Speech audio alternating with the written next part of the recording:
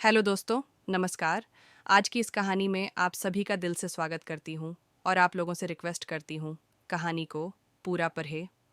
मेरे जेठ जी का मन अपने बीवी से नहीं भर पता था, तो उसने मुझे भी बीवी की तरह पाने की इच्छा थी और किस तरह वह मेरे साथ किया। जेठ जी से पति पत्नी वाला रिश्ता बनना चालू हो गया। मुझे भी नहीं पता चला दोस्तों। मेरा नाम नेहा है और आज मैं अपनी कहानी बताने वाली हूँ। एक्चुअली मेरी शादी आज से 2 साल पहले हुई थी। उस समय मेरी सास जिंदा थी और मेरा पति शुरू से ही 3-4 महीने में एक बार घर आते थे। घर पर मैं, मेरी सास और जेठ जी और उनकी पत्नी रहते थे। लेकिन जेठ जी हमेशा एक नई लड़की को घर पर लेकर आते थे। जब मैं अपनी सास से पूछती कि रात में जेठ जी कौन सी लड़की को लेकर आए हैं, तो मेरी सास बात को छुपा लेती थी और बोलती थी कि उनके ऑफिस का स्टाफ है। लेकिन मेरे मन में शक तो बहुत पहले से था कि अगर ऑफिस का स्टाफ होगा तो पति पत्नी के साथ रात में इस रूम में क्यों सो रही है।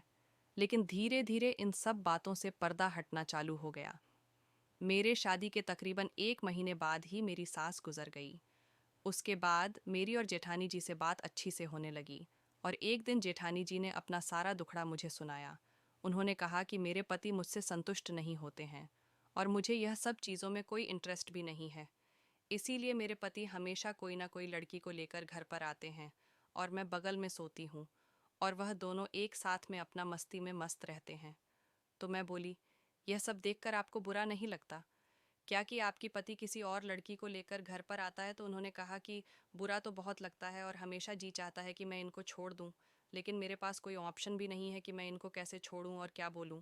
गलती तो मेरी भी है कि मैं इनकी मांगे पूरी नहीं कर पाती हूँ। वही मेरा पति एक तो 3 से 4 महीने में एक बार घर आता था और घर आने के बाद भी मुझे पति वाला सुख नहीं दे पा रहा था, क्योंकि मेरे पति को इन सब चीज़ों में बिल्कुल भी इंटरेस्ट नहीं था।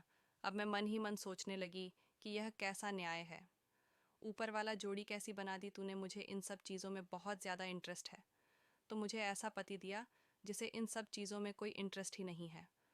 और मेरे जेठ जी, जिनको यह सब चीज़ बहुत ज़्यादा पसंद है, उनको ऐसी बीवी मिली जो इन चीज़ों में कुछ भी इंटरेस्ट ही नहीं रखती। फिर मैं अपने जेठानी से बोली कि यार, तुम कितने किस्मत वाले होगी, तुम्हें ऐसा पति मिला है। मेरा पति तो 3-4 महीने में एक बार घर आता है और आने के बाद भी वह इन सब चीज़ों में बिल्कुल भी इंटरेस्ट नहीं रहता। और आज तक हम दोनों में ऐसा कोई रिश्ता ही नहीं बना जो पति पत्नी के बीच में बनता है। तो जेठानी जी ने कहा कि तुमने आज तक यह बात मुझे बताई क्यों नहीं है। मैं देवर जी से बात करती हूँ। मैंने बोला, नहीं, कोई फ़ायदा नहीं है। वह काफ़ी डॉक्टर को दिखा भी चुके हैं, लेकिन उनका इलाज करने के बाद भी कुछ भी नहीं हो पा रहा है, तो बात करने से कोई फ़ायदा नहीं है। अब मेरे मन में अंदर ही अंदर पता नहीं क्यों जेठ जी को लेकर एक अलग सी एहसास होने लगी है। जब भी मैं उनको देखती तो मैं अलग अलग तरह के सपने सजाने लगी और फिर वह समय आ ही गया जिसका मुझे इंतज़ार था। मेरी जेठानी ने कहा कि मेरी मम्मी की तबीयत ज़्यादा ख़राब है और मुझे कुछ समय के लिए गांव जाना पड़ेगा। मेरे जेठानी गांव चली गई। अब रूम पर मैं और मेरे जेठ जी थे, लेकिन हम दोनों में ऐसी कोई बातें नहीं हो पा रही थीं। आज तक हम दोनों ने बातें भी नहीं किया था, क्योंकि वह मेरे जेठ जी थे।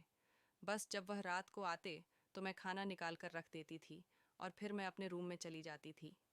लेकिन बात आगे बढ़ाने की कोई रास्ता ही नहीं दिख रहा था। लेकिन फिर वह हुआ जो मैंने कभी सोचा भी नहीं था। आगे की कहानी मैं आपको पार्ट 2 में बताऊंगी।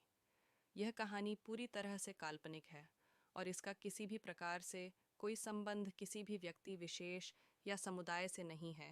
ये केवल मनोरंजन के उद्देश्य से बनाई गई है। धन्यवाद।